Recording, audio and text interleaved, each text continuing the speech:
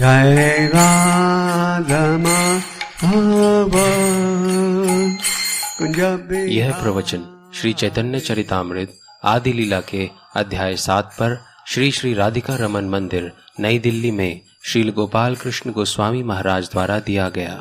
राधा माधव कुंज बिहारी।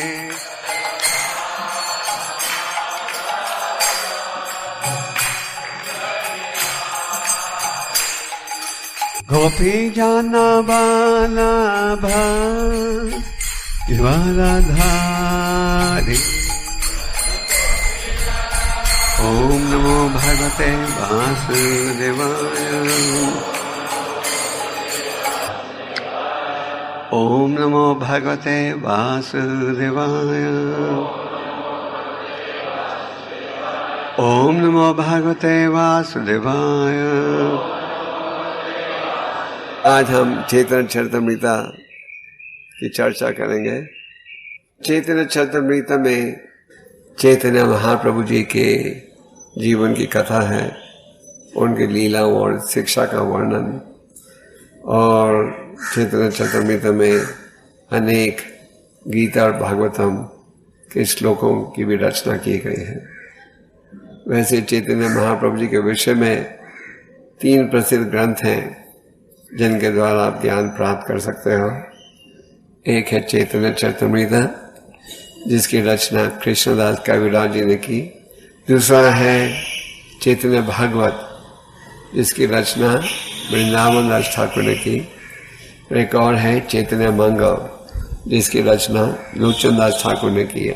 पर प्रभुपाद जी ने चैतन्य चरितामृत का अनुवाद किया, क्योंकि इसमें लीलाएं तो थोड़ी कम है। चैतन्य भागवत में ज्यादा लीलाओं का वर्णन है, और इसमें फिलॉसफी है काफी गहरी। इसलिए प्रभुपाद जी ने सबसे पहले चैतन्य चरितामृत का अनुवाद किया। वैसे प्रभुपाद जी कहते थे गीता का संदेश है कि तुलना की जाती है हाई स्कूल के साथ, भागवतम के संदेश की तुलना की जाती है कॉलेज एजुकेशन के साथ, और चैतन्य चरितामृत की तुलना की जाती किसके साथ? Post graduate. तो हम अक्सर मंदिरों में हफ्ते में एक बार चैतन्य चरितामृत भी पढ़ते हैं, पर वैसे आप घर में भी पढ़ सकते हो। तो आज मैंने आदि लीला के 7वें अध्याय, जहाँ की 7वें अध्याय में भगवान की उस लीला का वर्णन है जबकि वो वाराणसी गए थे मायावादियों को प्रचार करने के लिए। तो वहाँ का एक श्लोक चुना है आज की चर्चा के लिए। ये श्लोक बोर्ड में भी लिखा हुआ है, 60वां श्लोक है। वैश्य करीला कीचु ऐश्वर्य प्रकाश तेज मायम कोटि स्वभास। ओम ज्ञानतिमिरान्धस्य ज्ञानाञ्जनशलाकया चक्षुरुन्मीलितं येन तस्मै श्रीगुरवे नमः।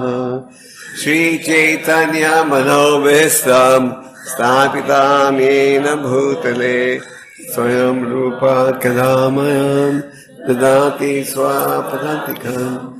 वन्देऽहं श्रीगुरौ श्रीयुतापदकमलं श्रीगुरुन् वैष्णवंश श्रीरूपं सगजतं सागना रघुनाथान्वितं तं सजीवं सद्वैतं समधूतं परिजनसहितं कृष्ण चैतन्य देवं श्रीराधा कृष्ण पदान् सागना सहिता श्री विशाखान्वितं च।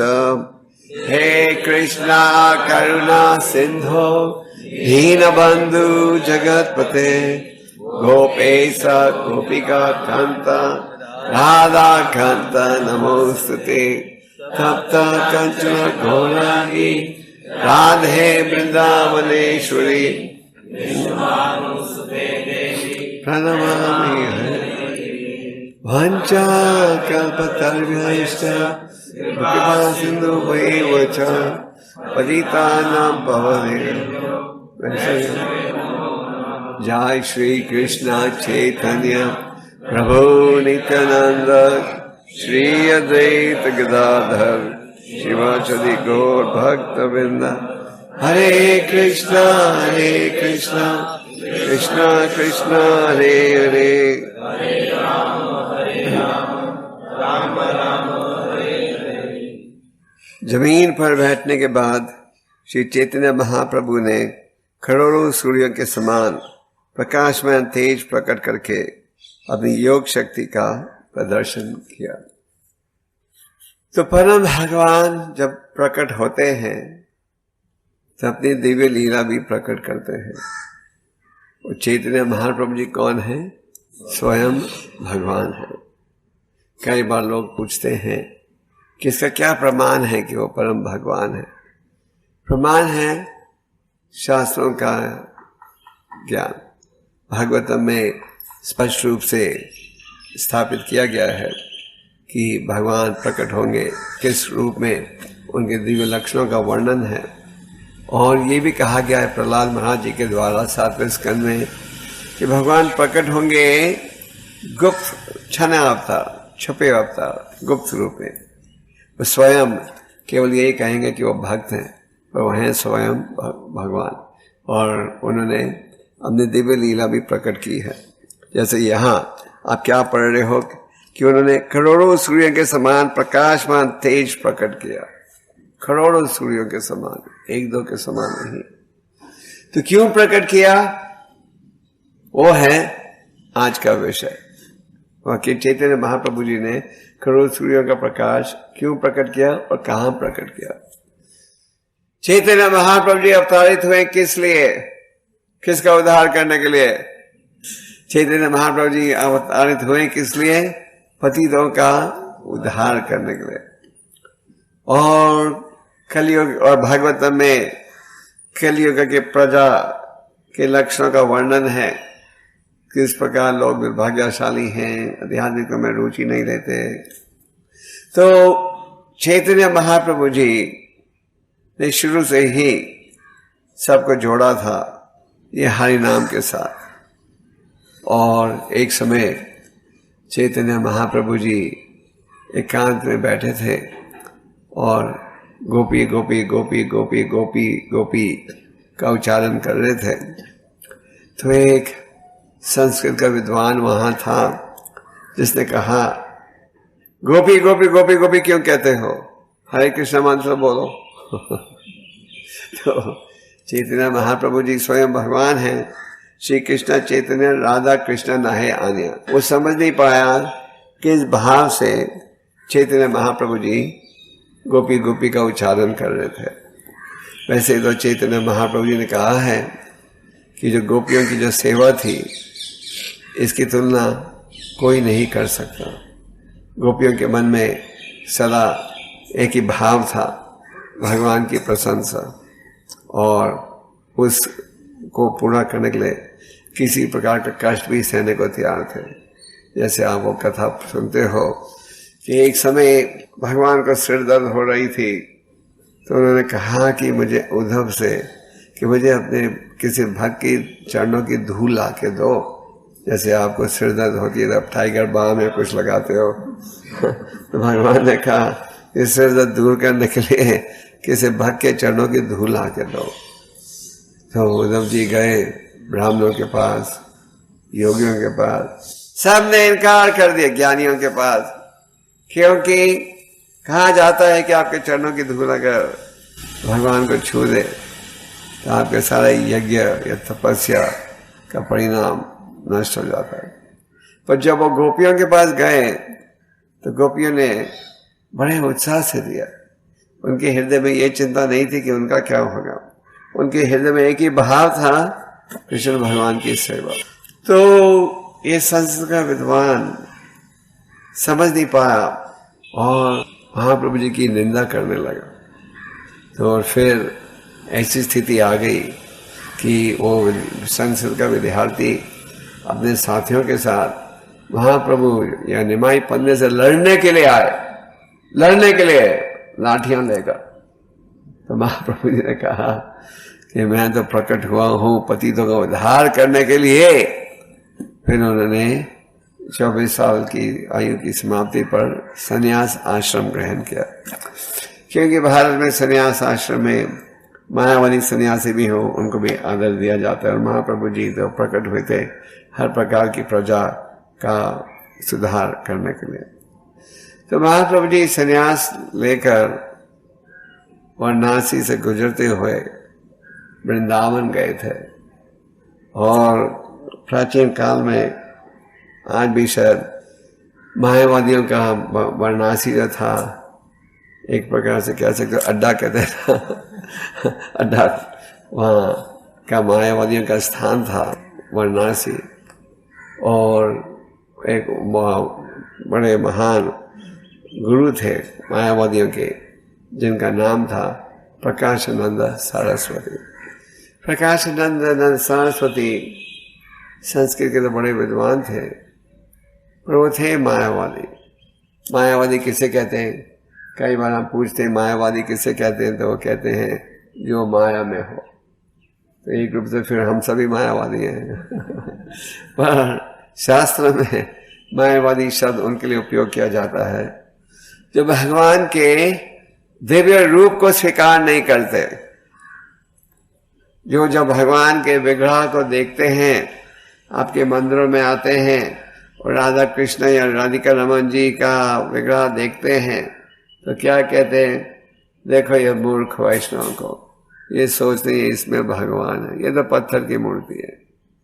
फिर जब इन मायावादियों को भगवान के दिव्य कार्यकलापों के विषय में सुनाओ तो कहते हैं देखो ये तो किसकी कल्पना है। वो ये स्वीकार नहीं करते, जैसे भगवान ने कहा गीता में क्या, जन्म कर्म चामे दिव्यम, में प्रकट होना अप्रकट होना दोनों ही बिल्कुल दिव्यम है। जब उन्हें ये सुनाते हो भगवान की दिव्य लीलाएं, किस प्रकार भगवान प्रकट हुए थे अपने दिव्य रूप में, फिर माता पिता के कहने पर तुरंत ही उन्होंने एक साधारण बच्चे का रूप ग्रहण कर लिया, तो ये इसे विश्वास नहीं करते। और उनका ये विचार है कि भगवान का स्वरूप नहीं और भगवान जो है वो निराकार है। तो चैतन्य महाप्रभु जी ने हमें कहा है कि मायावादियों की संगत से बचना, क्योंकि एक रूप से उनका जो विचार है भगवान के विषय में एक अपराध है। तो और ये मायावादी जो हैं अक्सर क्या करते हैं, शास्त्र ही पढ़ते रहते हैं, प्रचार में कुछ रुचि नहीं, ना ही हरि नाम में अधिक रुचि। तो चैतन्य महाप्रभु जी छोटी सी आयु में ही संस्कृत के सबसे प्रसिद्ध पंडित बन गए थे भारत। 11 साल की आयु में उन्होंने लगभग जितने पंडित थे सबको डिबेट में हरा दिया था। आज से 500 साल पूर्व बंगाल जो था भारत का, विश्व का सबसे धनी राज्य माना जाता था, और बंगाल में सबसे प्रसिद्ध स्थान था नवद्वीप, जहाँ की उस समय इन जो भारत के जितने बड़े इंटेलेक्चुअल संस्कृत के विद्वान थे, ये उनका निवास का स्थान था। तो छोटी सी आयु में ही निमाई ने संस्कृत का पाठशाला भी खोल दिया था और जितने विद्वान थे सबको हरा दिया था। एक भारत में उस समय एक संस्कृत के विद्वान थे जिनका नाम था केशव कश्मीरी। केशव कश्मीरी ने सुना कि नवद्वीप में एक छोटा लड़का है, निमाई पंडित जैसे कहते हैं, जो कि माना उस समय नवद्वीप का संस्कृत का विद्वान, सबसे प्रसिद्ध विद्वान माना जाता है। तो उन्होंने सूचना भेजी नवद्वीप में कि मैं आना चाहता हूं आपके शहर में, आपके पंडितों के प्रतिनिधियों से आध्यात्मिक संस्कृत भाषा का डिबेट करने के लिए। तो जब ये सूचना पहुंची नवद्वीप में, पंडितों ने एक सभा बुलाई जिसमें सबने इनकार कर दिया केशव कश्मीरी के साथ डिबेट करने के लिए। क्यों इनकार किया? क्योंकि सबको पता था बिना शंका के कि वो हरा देगा उन्हें, वो बड़े माने हुए पंडित थे। तो उन्होंने ये सोचा कि हम अपने शहर के सबसे छोटे पंडित निमाई को आगे रख देते हैं। अगर किसी कारण निमाई को हरा दिया केशव कश्मीरी ने, तो हम कह सकते हैं उसे तो हमारे शहर के बच्चे को हराया, हमने थोड़ी। और अगर किसी कारण निमाई ने हरा दिया उन्हें, तो हम कह सकते हैं कि अगर हमारे शहर का बच्चा उसे हरा सकता है, हमारी तो बात ही छोड़ो। तो निमाई पंडित ने केशव कश्मीरी को भी हरा दिया था। निमाई पंडित गंगा के तट पर अपने विद्यार्थियों को शिक्षा दे रहे थे। जब केशव कश्मीरी वहां पहुंचे, बैंड बाजा और झंडों के साथ, केशव कश्मीरी के पास ज्ञान जरूर था पर भक्ति नहीं थी। और केशव कश्मीरी जब मिले निमाई को, तो निमाई ने तो उन्हें आदर दिया बड़ा। महाप्रभु जी का सिद्धांत क्या था? श्रीनाथपि सुनिचेन थरोरपि अमानी न मना दीना कितना दी सलाह। और महाप्रभु जी ने अपने आश्रम में भी इस भाव को प्रकट किया। जैसे कि जब केशव कश्मीरी मिला निमाई पंडित से, तो उन्होंने तो कहा कि आपकी बड़ी प्रशंसा सुनी है, आप हमें कुछ श्लोकों की रचना करके बताओ, सुनाओ। निमाई ने कहा कि आपकी तुलना में मैं तो तुच्छ हूं, आप पहले सुनाइए। तो उन्होंने सुनाए 100 श्लोकों की रचना की 1 घंटे के अंदर, गंगा की प्रशंसा करते हुए। और ये करने के पश्चात उन्होंने पूछा, फिर तुम्हें कैसे लगा? निमाई ने कहा बहुत अच्छा, पर इन श्लोकों में ये त्रुटियां थी। और जब केशव कश्मीरी ने देखा कि एक बार सुनने से ही इन्होंने सब कुछ कंठस्थ कर लिया है, तो वो आश्चर्य हो गए। और जब वो निमाई के प्रश्नों का उत्तर नहीं दे पाए, निमाई के जो विद्यार्थी थे उनकी हंसी उड़ाने लगे, क्योंकि सबने देख लिया कि निमाई का ज्ञान उनसे तेज है ज्यादा। पर निमाई ने रोक दिया। निमाई ने अपने अतिथि को पूरा आदर दिया। इसे हम सीख सकते हैं। निमाई ने पूरा आदर दिया, निमाई ने रोक दिया। निमाई ने कहा, आज हमारे अतिथि जी थके हुए हैं, कल उतर देंगे। तो इसी प्रकार गीता में भी भगवान जीव की तपस्या के विषय में कहते हैं, सत्य का उच्चारण करो और कभी किसका अपमान मत करो, पर सत्य का उच्चारण करो। तो पूरे बाहर उस दिन रात को फिर केशव कश्मीरी को सरस्वती देवी से प्रार्थना की थी, कहा कि हमेशा मेरे माध्यम से आपने मेरी वाणी के द्वारा मुझे बुद्धि दी है बोलने के लिए, पर आज आपने बुद्धि नहीं दी। तो देवी जी ने कहा कि ये जो लड़का है ये स्वयं भगवान है और यहाँ मैं सहयोग नहीं दे सकती। फिर केशव कश्मीरी क्या अगले दिन महाप्रभु जी के शरणागत हो गए। तो चैतन्य महाप्रभु जी बड़े विद्वान थे शुरू से ही और पूरे भारत में लोगों को पता था। तो जब चैतन्य महाप्रभु जी वाराणसी से गुजर कर गए तो वहां के पंडितों ने कहा, ये कैसा सन्यासी है, बैठकर वेदांत सूत्र नहीं पढ़ता, दिन रात क्या करता है, हाई नाम संकीर्तन। एक और बड़े प्रसिद्ध मायावादी सन्यासी थे जिनका नाम था सार्वभौम भट्टाचार्य, जिन्हें बृहस्पति का अवतार माना जाता है। तो चैतन्य महाप्रभु जी एक समय सन्यास लेकर जब पहली बार जगन्नाथ जी का दर्शन लेने जा रहे पहुंचे वहां, तो जगन्नाथ जी को देखते ही जगह जगह कहते ही वो क्या बेहोश हो गए जगन्नाथ जी के सामने। तो उस समय पुजारी ने द्वार बंद करना था भगवान को भोग लगाने के लिए, सामने महाप्रभु जी बेहोश पड़े थे। तो पुजारी को पता नहीं था क्या करे। तो फिर वहां सर्वभौमाचार्य के एक बड़े प्रसिद्ध मायावादी भक्त भी थे, उनके कहने पर उन्हें उठाकर ले गए। कहाँ? उनके घर। थोड़ी देर बाद नित्यानंद जी और दूसरे साथी आए। उन्होंने पूछा, कहाँ है चैतन्य महाप्रभु जी कहाँ है निमाई पंडित। तो वहां उन्होंने जब वो जगन्नाथपुरी मंदिर पहुंचे तो उन्होंने सुना कि लोग चर्चा कर रहे थे कि यहाँ एक बड़ा खूबसूरत सन्यासी आया था जो बेहोश हो गया जगन्नाथ जी को देखते ही, जिसे उठाकर ले गए हैं। कहाँ ले गए हैं? सर्वभौम भट्टाचार्य के घर। तो नित्यानंद जी समझ गए, पहचान गए क्या कि सन्यासी कौन थे? स्वयं भगवान चैतन्य महाप्रभु। और उन्हें उपाय पता था किस प्रकार महाप्रभु जी को होश में लाया जाए। सर्वभौम भट्टाचार्य को पता नहीं था तो उन्होंने जाकर क्या किया? हरि नाम का कीर्तन। तो सर्वभौम भट्टाचार्य इस घटना को देखकर आश्चर्य हो गए। और सर्वभौम भट्टाचार्य अभी बड़े मायावादी थे। उन्होंने कहा कि चैतन्य महाप्रभु इतने सुंदर सन्यासी हैं, वो ये नहीं स्वीकार कर रहे थे कि स्वयं भगवान है। उन्होंने कहा ये प्रसिद्ध सन्यासी हो सकता है पर भगवान नहीं।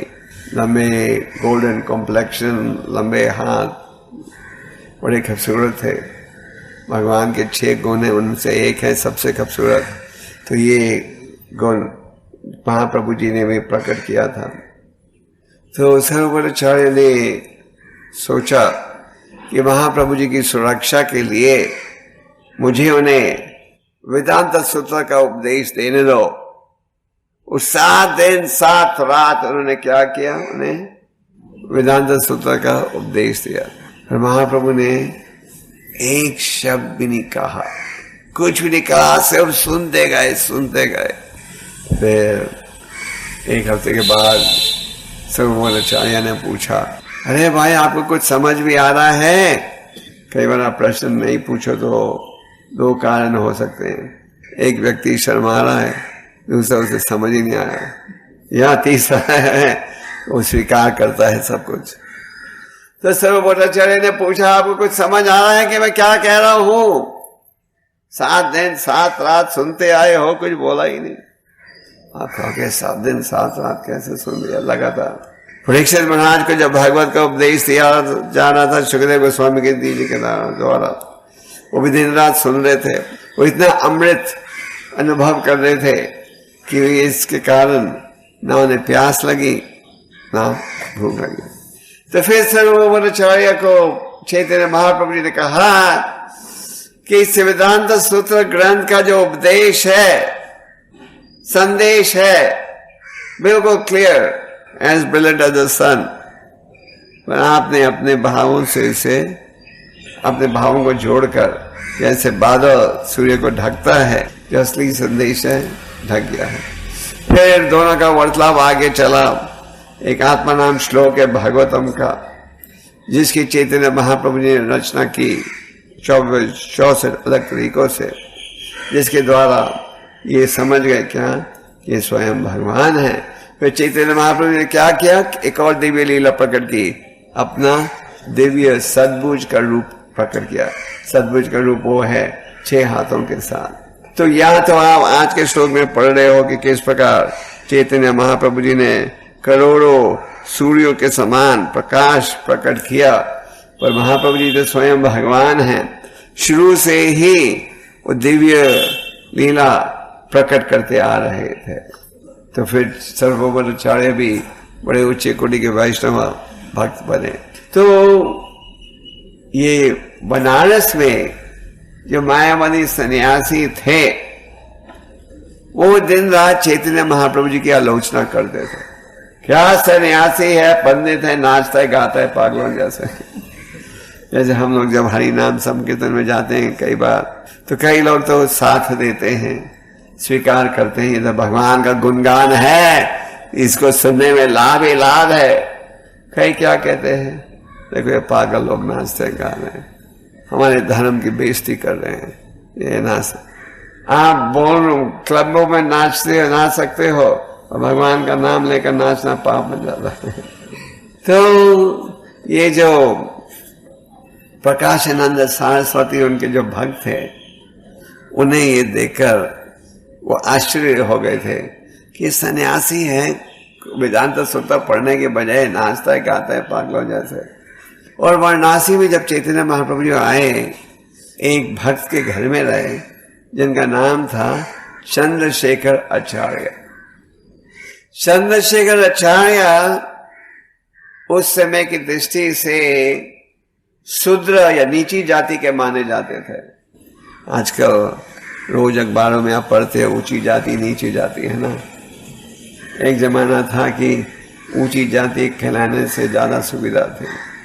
आज के जमाने में आप बोलो नीची जाति के तो ज्यादा सुविधा। पर चैतन्य महाप्रभु ने कभी भेदभाव नहीं किया कौन ऊंची जाति का है कौन नीची जाति का है। ये प्रचार आप भक्तों को करना चाहिए आज के वातावरण में। जैसे आजकल लोग पूछते हैं क्या नाम है आपका, शायद थोड़े समय बाद पूछेंगे तुम कौन सी जाति के हो, पहले फिर बाद में।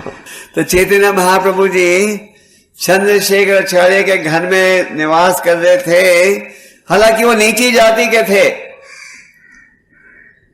महाप्रभु ने कभी भेदभाव नहीं किया कौन ऊंची जाति का है कौन नीची जाति का है, कौन मुसलमान है कौन हिंदू है, कभी नहीं। जिसने हरि नाम को स्वीकार किया उसी को भक्त बनाया। एक समय एक भक्त थे सुबुद्धि रॉय करके, 500 साल पूर्व।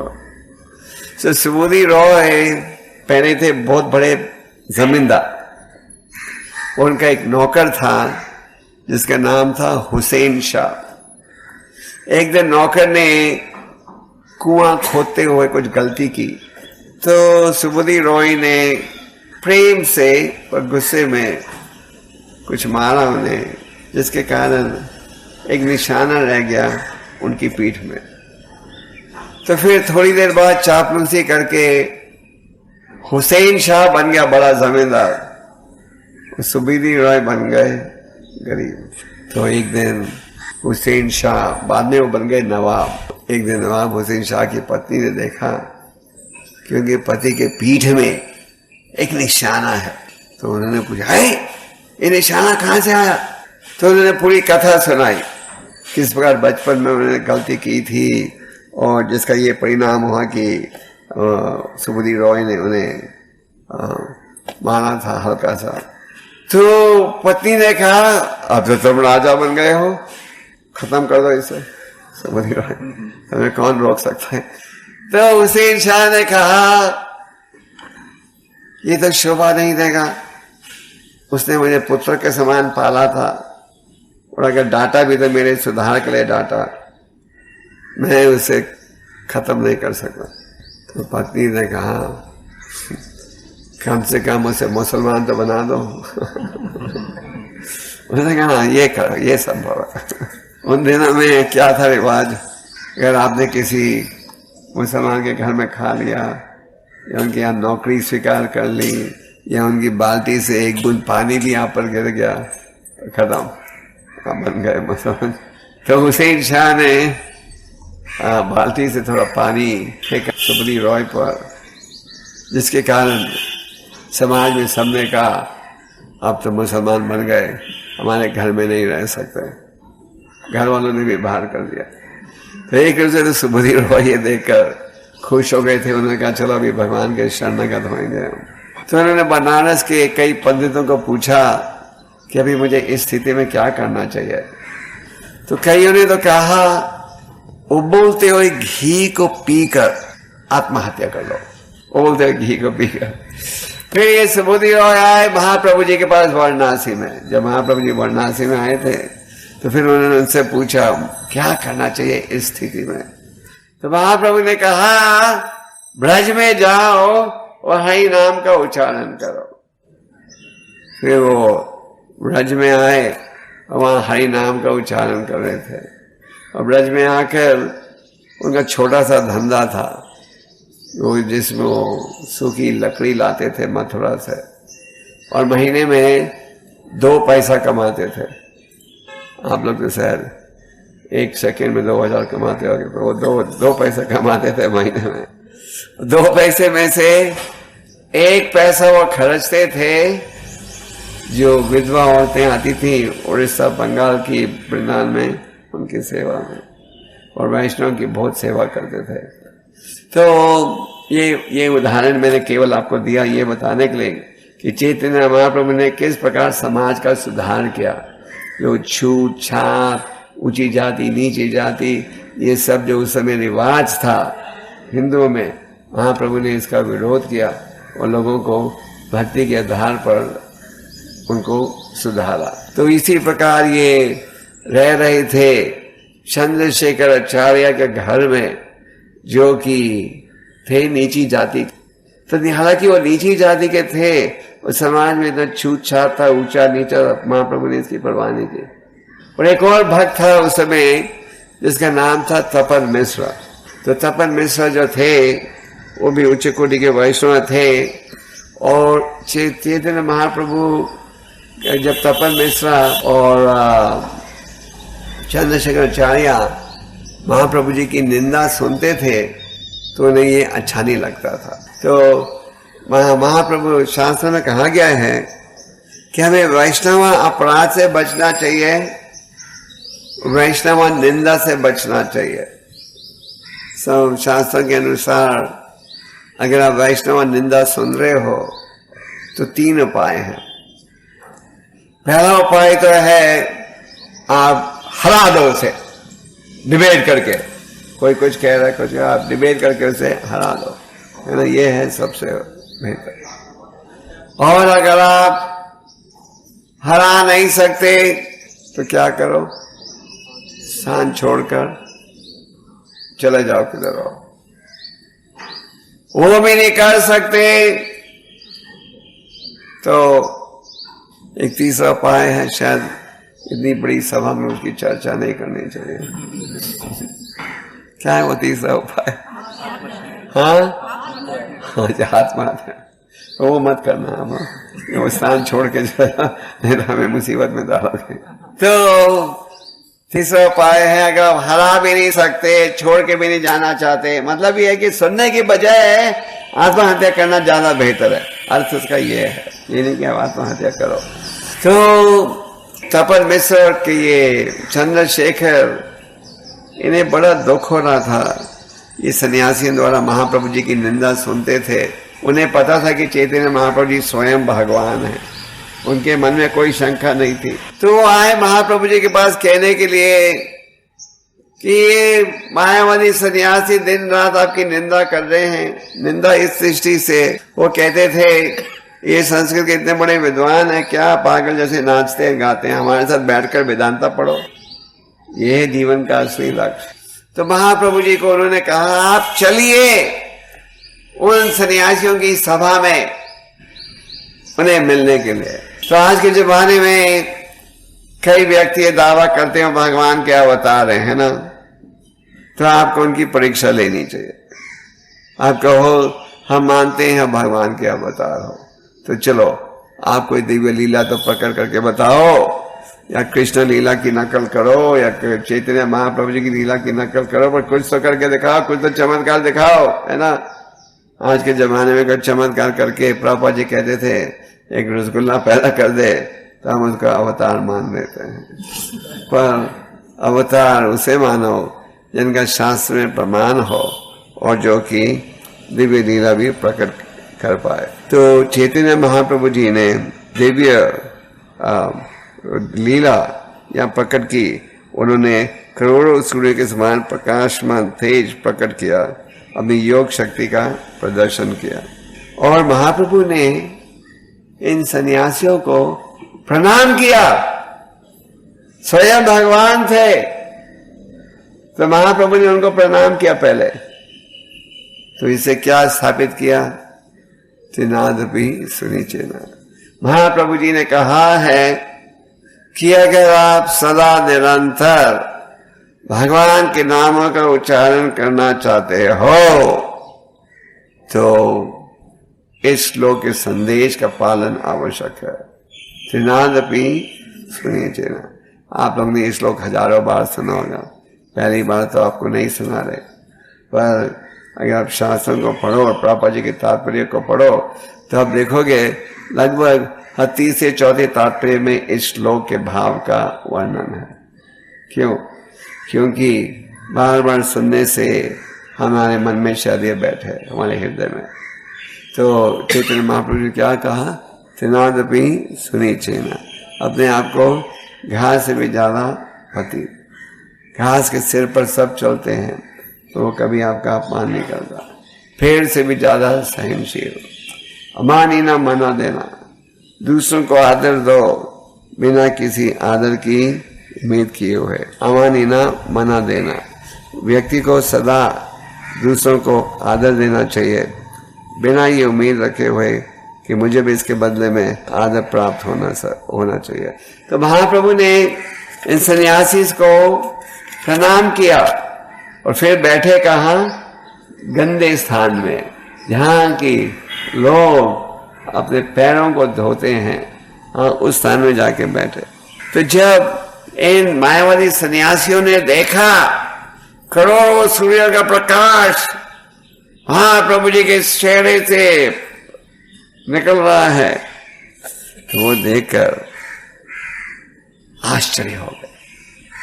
और ये जो सन्यासी ऊंचे मंच पर बैठे थे सब उठे वहां से, और उनके जो गुरु थे प्रकाशानंद सरस्वती, वो उठकर आए और चैतन्य महाप्रभु जी को कहने लगे, आप इतने बड़े विद्वान हो, यह आपको शोभा नहीं देता कि आप इस गंदे स्थान में बैठो, आपको जो हो हमारे साथ आना चाहिए और कहा मंच पर बैठना चाहिए। वे चैतन्य महाप्रभु जी की संगत से ये सारे जो मायावादी सन्यासी थे ये प्रभावित हुए महाप्रभु जी के संदेश के प्रति, और फिर प्रकाशानंद सरस्वती और उनके 10,000 शिष्य क्या वैष्णव भक्त बन गए। पहले तो प्रकाशानंद सरस्वती और महाप्रभु जी की काफी गहरी चर्चा हुई, जिसके पश्चात प्रकाशानंद सरस्वती समझ गए कि ये सन्यासी स्वयं नारायण का रूप है। जब उन्होंने देखा करोड़ों सूर्यों के समान प्रकाशन हो रहा है, रोशनी, वो समझ पाए ये सन्यासी जो स्वयं भगवान है। और फिर उन्होंने पूछा कि आपने ये नीची जाति क्या आचरण क्यों स्वीकार किया? तो महाप्रभु ने कहा, मेरे गुरु ने, महाप्रभु जी ने भी गुरु स्वीकार किया। कृष्ण भगवान में जब पृथ्वी पर थे उन्होंने गुरु स्वीकार किया। कौन था उनका गुरु? चैतन्य महाप्रभु जी के गुरु कौन थे? ईश्वरपुरी। तो इन सन्यासियों ने पूछा, आप इतने बड़े संस्कृत के विद्वान हो, पर आपको वेदांत सूत्र का हमारे साथ बैठकर अध्ययन करने के बजाय आप पागलों जैसे नाचते हो, गाते हो, ये हरि नाम कीर्तन करते हो, ये धंधा छोड़ो। तो महाप्रभु ने कहा कि मेरे गुरु ने जब मुझे देखा तो क्या कहा, तुम मूर्ख हो। मूर्ख मतलब कम बुद्धि के हो, तुम्हारे में केवल एक ही योग्यता है, क्या? हरि नाम के उच्चारण के। तो कहने का तात्पर्य यह था, ये नहीं कि आप केवल शास्त्रों के अध्ययन से भगवत प्राप्ति कर सकते हो। जैसे कि ब्रह्मा जी कहते हैं भगवान के अनेक गुणों का, लक्षणों का वर्णन करते हुए, वेदेश दुर्लभम अदुर्लभम आत्म भक्त हो, कि अगर आप केवल वैदिक साहित्य के अध्ययन द्वारा परम भगवान को समझने का प्रयास करोगे तो दुर्लभम, दुर्लभम का मतलब कठिन। पर अगर तुम आत्म भक्त हो, मतलब मेरा भक्त बन जाओगे, तो वही कार्य जो दुर्लभम है वो क्या बन जाएगा? वो दुर्लभम, वो सरल बन जाएगा। तो जब प्रकाशानंद सरस्वती उनके साथियों ने पूछा महाप्रभु जी से कि आप इतने बड़े विद्वान हो, आपकी तो महिमा कोने कोने में भारत के फैली हुई है, आप क्या ये हरिनाम पागलों जैसे कर रहे हो? उन्होंने कहा कि मेरे गुरु ने देखा कि मेरे में और कोई योग्यता नहीं है। उन्होंने कहा, तुम तो मूर्ख हो, तुम वेदांत सूत्र पढ़ने के योग्य नहीं हो, तुम क्या करो? ये हरि नाम करो। क्यों? ये हरि नाम है वैदिक शास्त्रों का सार। वैदिक शास्त्रों का सार कहाँ है? ये हरि नाम है। वैदिक शास्त्रों का सार क्या है? सर्वधर्मा परित्यज मामेकं शरणं व्रज हम त्वं सर्वपापं मोक्षयिष्यामि मा शुचः। ये है सारा वैदिक शास्त्रों का सार कि तुम तन मन धन से क्या मेरे शरणगत हो जाओ। और वैदिक शास्त्रों का और ये संभव कैसे होगा? भगवान के नामों का उच्चारण, उनकी शिक्षा का पालन करके। तो चैतन्य महाप्रभु जी ने इस आदि लीला में स्थापित किया है कि हरि नाम के उच्चारण से ही भगवत प्राप्ति इस कलयुग में संभव है। और इसलिए कहा गया है हरि नाम हरि नाम हरि नाम एव केवलम कलो नस्तेव नस्तेव नस्तेव गति न था। और महाप्रभु जी ने आगे कहा कि हरि नाम के उच्चारण से आप भौतिक जन्म मृत्यु के बंधन से छुटकारा प्राप्त कर सकते हो और हरि नाम के उच्चारण से भगवान के दिव्य चरण कमलों का दर्शन भी प्राप्त कर सकते हो। जैसे चैतन्य महाप्रभु ने कहा चेत दर्पण मार्जनम। तो इस प्रकार प्रकाशानंद सरस्वती और महाप्रभु की चर्चा हुई और महाप्रभु ने यह भी कहा कली काले नामा रूपा कृष्ण का। कलयुग में भगवान अवतारित होते हैं किस माध्यम से? उनके दिव्य नामों के रूप में। और कलयुग में हरि नाम के उच्चारण के अलावा और कोई उपाय नहीं है। शास्त्र का निर्णय क्या है? भगवान के शरणगत होना। भगवान के शरणगत होने का साधन क्या है? यह हरि नाम का उच्चारण। जैसे एक प्रसिद्ध भजन है जो आप सब गाते हो, बाजा हुड़े मानाशी नंद नंदना। तो इसमें गोविंद दास जी कहते हैं और तुलना करते हैं, कहते हैं कि जिस प्रकार जल पत्ते से किसी समय भी नीचे गिर सकता है उसी समय मनुष्य जीवन किसी समय भी समाप्त हो सकता है। तो क्या है उपाय? बाजा हरि पादा नितिरे। किसी प्रकार से हरि के चरण कमलों की शरण स्वीकार करनी चाहिए। तो हरि के चरण कमलों की शरण स्वीकार करने का माध्यम क्या है? श्रवणम कीर्तनम विष्णु स्मरणम पाद सेवनम। श्रवणम कीर्तनम का अर्थ है सुनना और सुनाना। तो इस प्रकार चैतन्य महाप्रभु जी ने हरे कृष्ण महामंत्र की महिमा का गुणगान किया और आगे कहा हरे नाम हरे नाम हरे नाम एव केवलम कलो न सेव न सेव न सेव एवं गति था। इस प्रसिद्ध श्लोक में यह स्थापित किया जा रहा है क्या कि इस कलयुग में भागवत प्राप्ति के लिए क्या है? एक ही साधन, वो है हरि नाम को उच्चारण। और इस प्रकार महाप्रभु जी ने हरि नाम की महिमा की चर्चा की और अंत में सारे मायावादी बन गए वैष्णवा।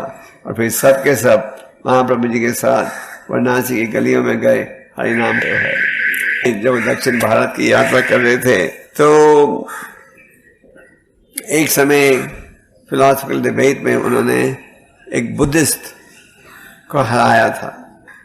तो जो ये बुद्धिस्ट गुरु थे उनके शिष्यों के हृदय में क्रोध था।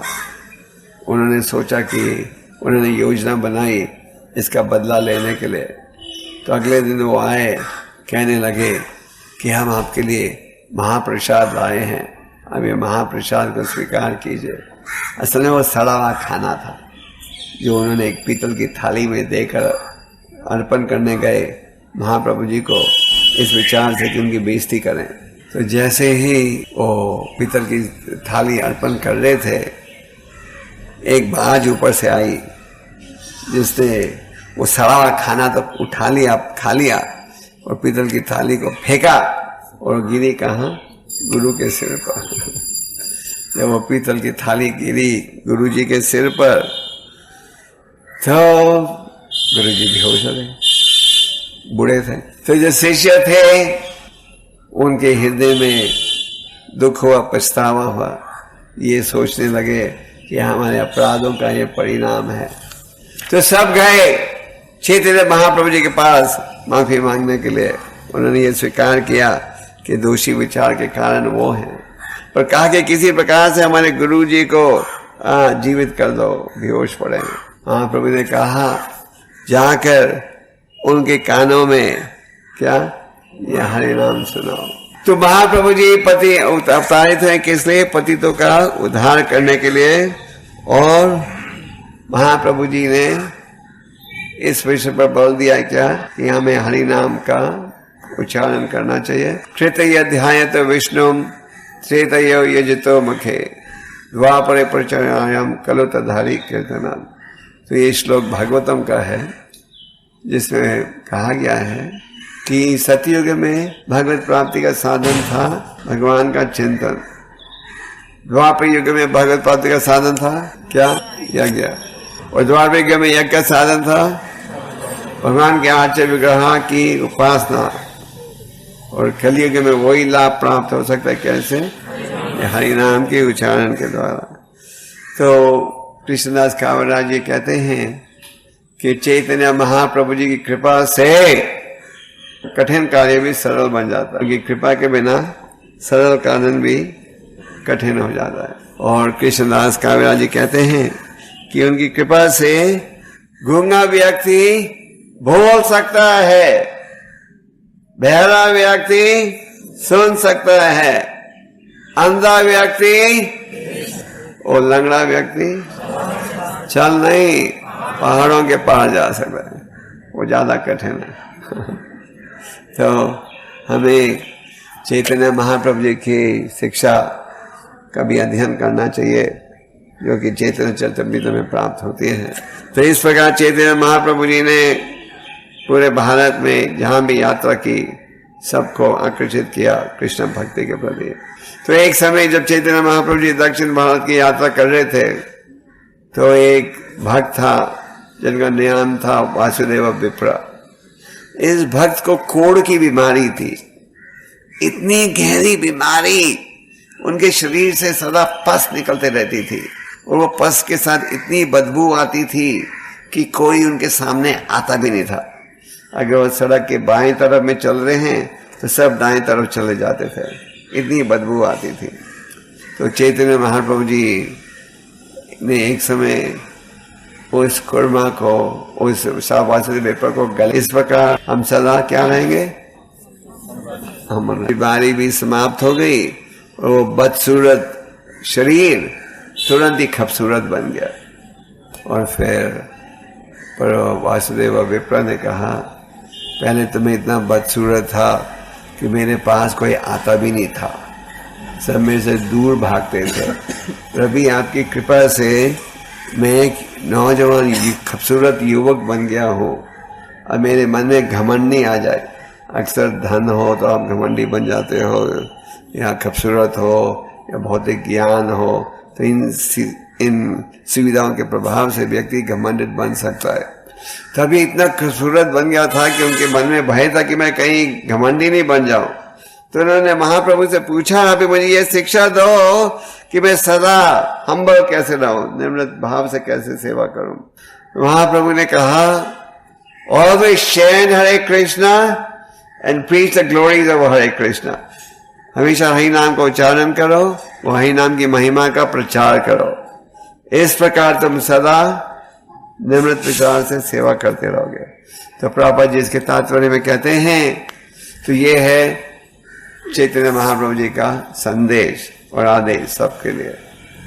तो आप सब महाप्रभु जी की लीलाओं के विषय में पढ़िएगा। और ये चैतन्य चरितामृत का अनुवाद विश्व की लगभग हर प्रसिद्ध भाषा में हो गया। चीन भाषा में भी प्राप्त कर सकते हो, पर आप हिंदी, गुजराती और भारत की भी कई भाषा में इसका अनुवाद हो गया। तो इसे पढ़िए। मेरे ख्याल से हर सोमवार को यहाँ चैतन्य चरितामृत की क्लास होती है और इसका लाभ उठाइए। हरे कृष्ण।